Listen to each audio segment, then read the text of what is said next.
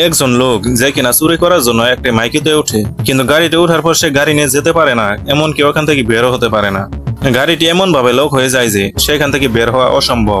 গাড়ির চারপাশের গ্লাসগুলো ছিল বুলেট প্রুফ এবং সাউন্ড প্রুফ। তার আওয়াজ বাইরের কেউ শুনতেও পারে না। এমনকি গাড়ির ভিতরে কোনো খাবার জলও ছিল না, ফোনের নেটওয়ার্কও ছিল না। এমন অবস্থায় লোকটি সেখানে প্রায় 21 দিন আটকে ছিল। শেষে তার পরিণতি কি হয় তা সম্পূর্ণ মুভি দেখলেই বুঝতে পারবো। তো চলুন মুভিতে যাওয়া যাক। আর আমার চ্যানেলে নতুন হয়ে থাকলে ছোট ভাই মনে করে সাবস্ক্রাইব করে একটু সাপোর্ট দিয়েন। মুভির শুরুতে আমরা ওডি নামের একজন ব্যক্তিকে দেখতে পাই, যে কিনা তার গাড়ি ঠিক করার জন্য একটি গ্যারেজে এসেছে এবং গাড়িটি ঠিক করার জন্য $475 লাগবে, কিন্তু ওডির কাছে রয়েছে $350। এখন আমরা দেখতে পাই যে ওডির মেয়ে তাকে কল দিয়েছে, কিন্তু সে কলটি রিসিভ করে না। তারপর ওডি দোকানের মালিককে অনেক রিকোয়েস্ট করে গাড়িটি দেওয়ার জন্য, কারণ সে তার মেয়েকে স্কুল থেকে নিয়ে আসবে, কিন্তু দোকানের মালিক বলে বাকি টাকা দিয়ে গাড়িটি নিয়ে যাওয়ার জন্য। এরপর ওডির স্ত্রী ওডিকে কল দিয়ে বলে তার মেয়ে তার জন্য অপেক্ষা করছে, সে যেন তাকে স্কুল থেকে নিয়ে আসে, কারণ বুধবার এবং শুক্রবার এই 2 দিন মেয়েকে স্কুল থেকে ওডি নিয়ে আসার কথা। তারপর ওডি সেখান থেকে বের হওয়ার সময় লুকিয়ে দোকান মালিকের মানিব্যাগটি চুরি করে নিয়ে আসে। পরের দৃশ্যে আমরা দেখতে পাই ওডি বিভিন্ন গাড়িতে ঢোকার চেষ্টা করছে, আর এ থেকে আমরা বুঝতে পারি ওডি মূলত গাড়ি থেকে বিভিন্ন জিনিসপত্র চুরি করে নিয়ে আসে এবং সেগুলো বিক্রি করে তার জীবিকা চলে। ওডি বিভিন্ন মানুষের কাছে কল দিয়ে টাকা ধার চায়, কিন্তু কেউ তাকে টাকা ধার দেয় না। তারপর ওডি যে মানিব্যাগটি চুরি করেছিল সে মানিব্যাগটি দিয়ে 3টি লটারি কিনে, যার 2টির মধ্যে সে কিছুই পায়নি, তাই সে 3 নাম্বারটি স্কেচ না করে পকেটে রেখে দেয়। তারপর আমরা ওডির মেয়েকে দেখতে পাই, যে কিনা তার বাবার জন্য অপেক্ষা করে শেষ পর্যন্ত একা একাই বাসায় ফিরে আসে। বাসায় এসে ওডিকে কল দেওয়ার পর ওডি মেয়েকে বুঝিয়ে বলে। মেয়ের সাথে কথা বলতে বলতে ওডি ডুলাস নামে উন্নত প্রযুক্তির একটি গাড়ি দেখতে পাই, যেটি দেখে বোঝা যাচ্ছিল যে অনেক ব্যয়বহুল একটি গাড়ি, এবং সৌভাগ্যক্রমে গাড়িটির দরজা ছিল আনলক। তাই ওডি খুবই খুশি হয় এবং সে গাড়িতে ঢুকে মূল্যবান কিছু খুঁজতে থাকে, যেটা সে বাহিরে বিক্রি করতে পারবে। কিন্তু অনেক খোঁজাখুঁজির পরেও তেমন কিছুই পায়নি, শুধুমাত্র একটি সানগ্লাস পেয়েছে। তাই সে সানগ্লাসটি পরে একটু ভাব নেওয়ার চেষ্টা করে। তারপর সে যখন গাড়ি থেকে বের হতে যাবে তখন দেখতে পাই গাড়ি দরজা লক হয়ে গিয়েছে। সে কোনোভাবে লক খুলতে পারছে না। ওডি বিভিন্ন কিছুতে গাড়ির গ্লাস ভাঙার চেষ্টা করে, কিন্তু গ্লাসগুলো অনেক মজবুত ছিল, যার ফলে সেগুলো কিছুই হচ্ছিল না, বরং উল্টো ওডির হাত কেটে যায়, ফলে সেখান থেকে অনেক রক্তপাত হচ্ছিল। তারপর ওডি তার মোবাইলটা বের করে পুলিশকে কল দেওয়ার চেষ্টা করে, কিন্তু গাড়ির ভিতরে কোনো নেটওয়ার্কও ছিল না, যার ফলে সে কলও দিতে পারে না। এরপর হঠাৎ গাড়ির ভিতরে মনিটরের একটি রিং বাজতে থাকে, বাহির থেকে কেউ হয়তো কল দিয়েছে। ওডি কিছুক্ষণ নীরব থাকার পর কলটি রিসিভ করে, আর তখন অপাশ থেকে বয়স্ক একজন লোকের কণ্ঠ শুনতে পাই। লোকটি বলে যে তার নাম উইলিয়াম এবং সে এই গাড়ির মালিক। গাড়িটা সে নিজেই তৈরি করেছে এবং এটি ছিল সম্পূর্ণ স্বয়ংক্রিয়, মানে দূর থেকে রিমোটের মাধ্যমে কন্ট্রোল করা যাবে, এবং গ্লাসগুলো ছিল বুলেট প্রুফ। ওডি লোকটিকে গালিগালাজ করতে থাকে এবং বলে তাকে কেন আটকে রেখেছে। তখন লোকটি বলে তোমার অপরাধের একটি কঠিন শাস্তি হওয়া উচিত। তুমি চুরি করার জন্য গাড়িতে ঢুকেছ এবং আমার টেপে পা দিয়েছ, সেটার শাস্তি তোমাকে পেতেই হবে। এই নিয়ে সর্বমোট 7 বার আমার গাড়ি থেকে চুরি করা হয়েছে, কোনো অপরাধী শাস্তি হয়নি। তাই সে এবার নিজে একটি গাড়ি তৈরি করেছে এবং সে দরজাটা আনলক করে রেখেছে। কোনো চোর যদি তার গাড়িতে ভুলেও ঢুকে পড়ে সে নিজে অপরাধীকে শাস্তি দিতে পারবে। এরপর ওডি তার কাছে থাকে একটি বন্দুক বের করে গাড়ির গ্লাসে গুলি করে, কিন্তু গ্লাসগুলো যেহেতু বুলেট প্রুফ ছিল তাই সেই গুলিটি গ্লাসের মধ্যে লেগে আবার উল্টো ফেরত আসে এবং সেটা ওডির পায়ে লাগে। তখন ওডি কষ্টে চিৎকার করতে থাকে। কিছুক্ষণ পর সে লক্ষ্য করে একজন মেয়ে তার গাড়ির দিকে আসছে, আর মেয়েটি গাড়ির আয়নায় নিজের চেহারা দেখছিল। গাড়ির ভিতরে থেকে ওডি চিৎকার করে মেয়েটিকে ডাকতে থাকে, কিন্তু গাড়ির গ্লাসগুলো কালো ছিল, যার ফলে বাহির থেকে ভিতরের দৃশ্য কোনো কিছুই দেখা যাচ্ছিল না, আর গ্লাসগুলো সাউন্ড প্রুফ থাকার কারণে ভেতর থেকে কোনো শব্দই বাইরে শোনা যায় না। একটু পর মেয়েটি সেখান থেকে চলে যায়। পরের দৃশ্যে আমরা দেখতে পাই সেই বয়স্ক লোকটি তাকে আবার কল দিয়েছে। তখন ওডি কলটি রিসিভ করার পর লোকটিকে রিকোয়েস্ট করে বলে যে তাকে হসপিটালে নেওয়ার জন্য, কারণ তার হাত এবং পা থেকে প্রচুর রক্তপাত হচ্ছিল। তখন লোকটি বলে তোমার সৌভাগ্য, কারণ আমি একজন ডাক্তার, তোমার প্রাথমিক চিকিৎসা আমি এখান থেকে করতে পারবো। এরপর লোকটি তার মেয়ের গল্প বলতে চাইলে ওডি সেটা শুনতে চায় না, আর লোকটিকে গালি দিতে থাকে। তাই লোকটি গাড়ির এসিটা চালু করে দেয় তাকে শাস্তি দেওয়ার জন্য। তখন ওডি অনেক রিকোয়েস্ট করে এসিটা বন্ধ করার জন্য, কিন্তু লোকটি তার কথা শুনে না, উল্টো এসির স্পিড আরো বাড়িয়ে দেয়। ওডি তখন ঠান্ডায় জমে যাচ্ছিল, সে নিঃশ্বাস নিতে পারছিল না। গাড়ির নিচে রাখার জন্য যে ফ্লোর ম্যাট রাখা হয়, ঠান্ডার কারণে সেই ফ্লোর ম্যাট গায়ে দিয়ে শুয়ে থাকে। সে প্রায় মারাই যাচ্ছিল। তখন লোকটি তাকে আবার কল দেয় এবং ওডি তখন গালি দেওয়ার জন্য লোকটির কাছে ক্ষমা চাইলে তখন এসিটা বন্ধ করে। ওডি বুঝতে পারছিল না যে লোকটি তাকে দেখলো কিভাবে। তখন সে লক্ষ্য করে গাড়ির বিভিন্ন জায়গায় সিসি ক্যামেরা লাগানো ছিল, আর সে কারণেই লোকটি তাকে সবসময় দেখতে পায়। তো গাড়ির ভিতরে এভাবে প্রায় 1 সপ্তাহ চলে যায় তার। ওটি গাড়ির ভিতরে আটকে আছে, তার কাছে জল খাবার কিছুই ছিল না, তাই সে দিন দিন দুর্বল হয়ে যাচ্ছিল, তার অবস্থা খুবই খারাপ হয়ে যাচ্ছিল। ওটি বয়স্ক লোকটিকে বলে এভাবে থাকলে হয়তো কিছুক্ষণের মধ্যেই সে মারা যাবে। তখন লোকটি বলে, তোমার আর আমার মধ্যে অনেক মিল রয়েছে, তুমি যেমন জানো তুমি মারা যাবে, তেমনি আমিও জানি যে আমি হয়তো 4-5 মাসের মধ্যেই মারা যাব, কারণ আমার ক্যান্সার হয়েছে। ওটি পানির তৃষ্ণায় মারা যাচ্ছিল। তখন সে বাধ্য হয়ে নিজের প্রস্রাব খেতে চাইছিল, কিন্তু সেটা সে করতে পারে না। অনেকবার চেষ্টার পরেও সে ব্যর্থ হয়। ওটি তখন জ্ঞান হারিয়ে ফেলে। কিছুক্ষণ পর চোখ খুলে দেখতে পায় তার হাত এবং পায়ে ব্যান্ডেজ করে রেখেছে। তখন বয়স্ক লোকটি আবার কল দেয় তাকে, আর বলে সে তাকে ব্যান্ডেজ করে দিয়ে গেছে। ওটিকে সে এত তাড়াতাড়ি মরতে দিবে না, আরো কষ্ট দিয়ে মারবে। ওটি লোকটির কাছে বারবার রিকোয়েস্ট করে তাকে একটু পানি দেওয়ার জন্য। তখন লোকটি ওটিকে একটি প্রস্তাব দেয়, সে যদি তার সোশ্যাল আইডিটি তাকে দেয় তাহলে তাকে সে পানি দিবে। ওটি প্রথমে না করলেও পরে বাধ্য হয়ে সে তার সোশ্যাল আইডির পাসওয়ার্ড এবং নাম্বারটা তাকে দিয়ে দেয়। তখন লোকটি ওটিকে বলে, সিটের নিচে একটি পানির বোতল রাখা আছে, তোমার ব্যান্ডেজ করার সময় পানির বোতলটা ওখানে রেখে এসেছি। ওটি পাগলের মতো পানিটুকু খায়। তারপর লোকটি ইচ্ছা করে গাড়ির ভিতরে হিট টেম্পারেচার বাড়িয়ে দেয়, যার ফলে ওডির আবার কষ্টে চিৎকার করতে থাকে, যেটি দেখে লোকটির অনেক ভালো লাগে। লোকটি ছিল অনেকটা সাইকোর মতো। ওডি কষ্ট সহ্য করতে না পেরে আবার জ্ঞান হারিয়ে ফেলে। লোকটি খুবই নির্দয় প্রকৃতির ছিল, ওডিকে কষ্ট দিয়ে তার অনেক ভালো লাগছিল। এরপর ওডির জ্ঞান ফিরলে সে তার পকেট থেকে সেই লটারি টিকিটটা বের করে এবং স্কেচ করার পর সেখানে দেখতে পায় $500 ছিল। তখন ওডি একা একা হাসতে থাকে, তাই লোকটি তাকে জিজ্ঞাসা করে সে কেন হাসছে। তখন ওডি বলে, লটারিতে আমি $500 পেয়েছি। ভাগ্যের কি নির্মম পরিহাস, এই লটারি টিকিটটা যদি আগে স্কেচ করতাম তাহলে আজকে আমি এই গাড়িতে আটকা পড়তাম না। এরপর ওডি লোকটাকে বলে, আমার খাবার দরকার, আমি খাবারের জন্য যে কোনো কিছু করতে পারি, আর আমি খুবই দুঃখিত কারণ আমি তোমার গাড়িতে চুরি করার জন্য এসেছি। আমি অপরাধী, আমাকে ক্ষমা করে দাও। আমি সামাজিক বন্ধন ভেঙেছি, আমি আমার সকল অপরাধ স্বীকার করছি। এত কিছু শোনার পরে লোকটির মনে একটু মায়া হয় না। উল্টো লোকটি বলে, তোমার অসহায়তা দেখে আমার অনেক ভালো লাগছে, তোমার সাথে আরো কিছুদিন মজা করে তারপর তোমাকে মেরে ফেলবো। তুমি আমাকে ইমোশনাল করার চেষ্টা করেছ, তোমার এই চেষ্টাকে আমি সাধুবাদ জানাই, আর সেজন্য পুরস্কার হিসেবে তোমাকে কিছুটা বিস্কিট দিচ্ছি।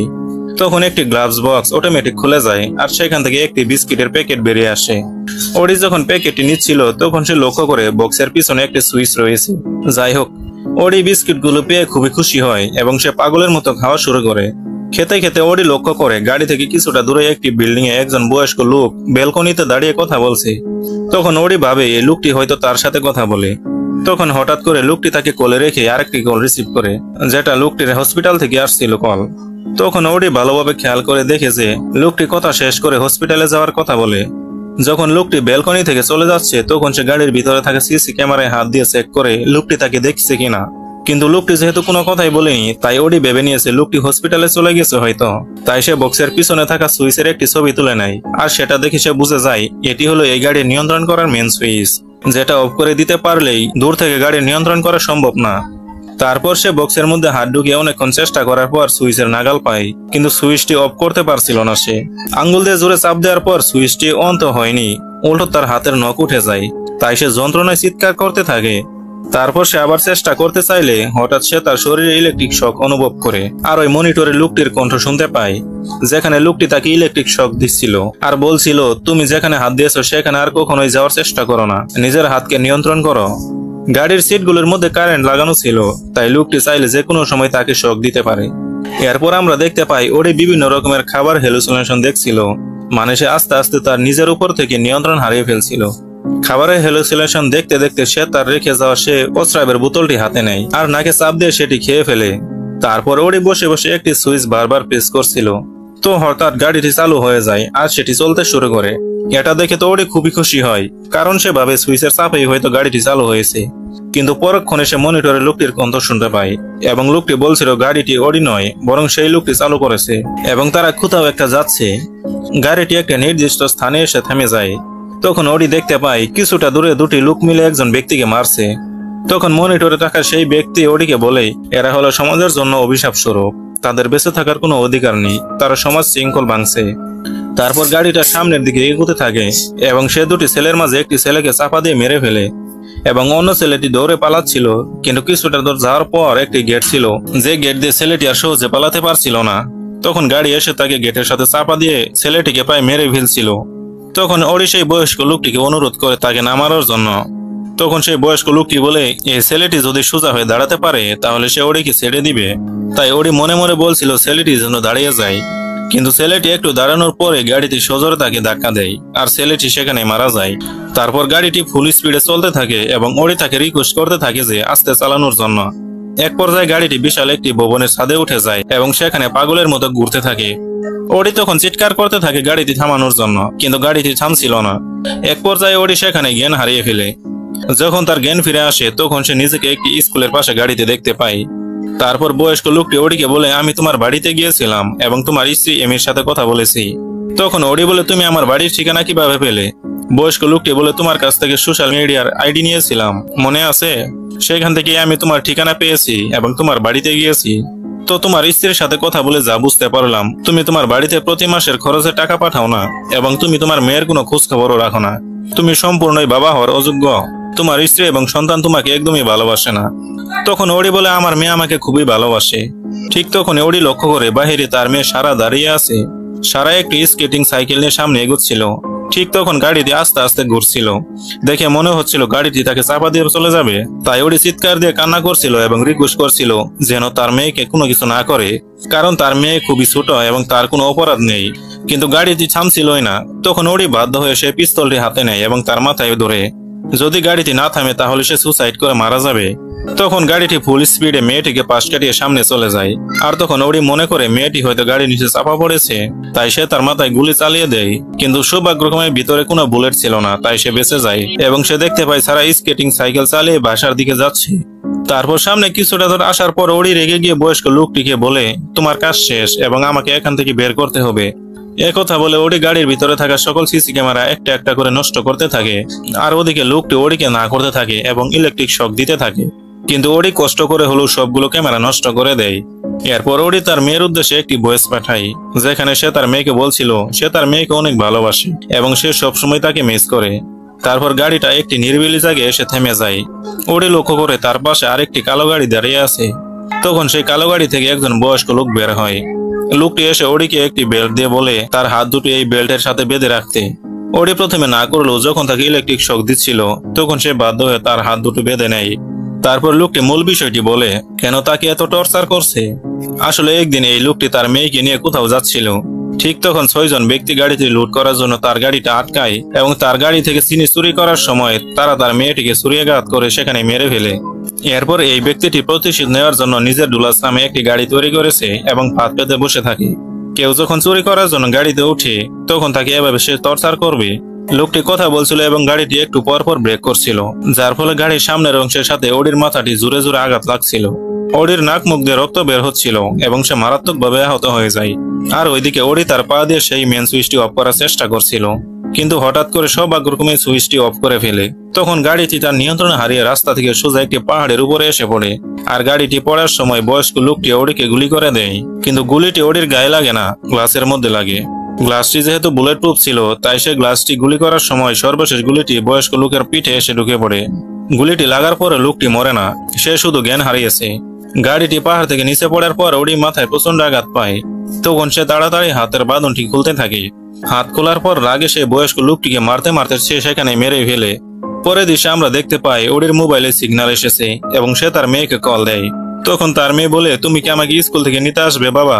তখন ওড়ি দেখতে পায় গাড়ির সামনের অংশে আগুন ধরে গেছে, তাই সে কান্না করতে থাকে এবং বলতে থাকে সে তার মেয়েকে নিতে আসবে। তারপর সে ফোন রেখে হাতে একটি হাতুড়ি দিয়ে গাড়ির পিছনের অংশে জোরে জোরে আঘাত করতে থাকে। তো ফাইনালি আগুন লাগার আগেই সে পিছনের গ্লাসটি ভাঙতে সক্ষম হয় এবং সেখান থেকে বের হয়ে আসে।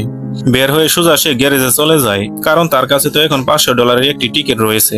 কিন্তু গাড়িটি ঠিক করতে মিনিমাম 45 মিনিট সময় লাগবে, আর ওড়ির কাছে তো বেশি সময় নেই। তাই সে অল্প কিছু টাকা দিয়ে একটি সাইকেল কিনে নেয় এবং সেটি দিয়ে সে দ্রুত তার মেয়ের স্কুলে যায়। আর দেখতে পায় তার মেয়ে সারা তার জন্য অপেক্ষা করছে। সারা তার বাবাকে কাছে পেয়ে জড়িয়ে ধরে, আর ওড়িও তার মেয়েকে কাছে পেয়ে আনন্দ কান্না করতে থাকে। আর এই দৃশ্যের মধ্যে দিয়ে এই মুভিটি শেষ করা হয়। তো বন্ধুরা, এই মুভিটি নিয়ে আপনার মতামত অবশ্যই কমেন্টে জানাবেন। আর ছোট ভাই মনে করে অবশ্যই আমাকে সাবস্ক্রাইব করে সাপোর্ট দিবেন। আল্লাহ হাফেজ।